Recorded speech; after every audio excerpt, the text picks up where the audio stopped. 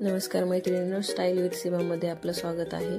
तर हा माझा चांगला स्टॉक होता आणि याला थोडंसं डॅमेज झालं होतं, तर याला कसं नीट करायचं मशीनवरती ते मी सांगणार आहे। पाहू शकता कसं छोटंसंच होल होतं, बाकी सगळा टॉप नवीनच होता।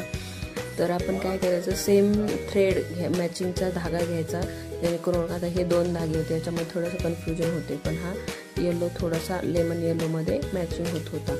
तर मग मी तो धागा घेतला आणि हे थोडासा कॅनव्हास पेपर घेतला आणि सेम कलरचं फॅब्रिक पण घेतलं, जेणेकरून कॅनव्हास काय घ्यायचं तर ते कापड कडक राहील आणि आपल्याला ते रफ करायला पण सोपं जाईल।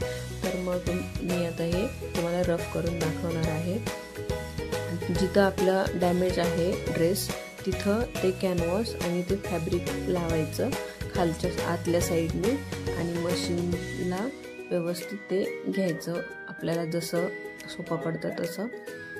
पाहू शकता अशा प्रकारे ते जिथं आपले ड्रेस डॅमेज झालेला आहे तिथं व्यवस्थित घेऊन ते फूट उचलायचं आणि जे कापड आहे आपलं ते म्हणजे ड्रेस वगैरे आहे ते असं थोडंसं मागे पुढे ओढत ते व्यवस्थित करून घ्यायचं। पाहू शकता व्हिडिओमध्ये दाखवलेलं आहे। फॅब्रिक जे आपला टॉप फाटलेला होता तिथे आता रफ केल्याने ते दिसणार नाही फाटलेलं। काही वेळेला काय होतं, चांगलेच कपडे असतात ते टाकून पण नाही द्यावं वाटत, मग काय करायचं, बाकी सगळा ड्रेस चांगला असतो आणि कुठंतरी थोडंसंच डॅमेज असतं, तर मग त्यावेळेस अशी ट्रिक वापरायची।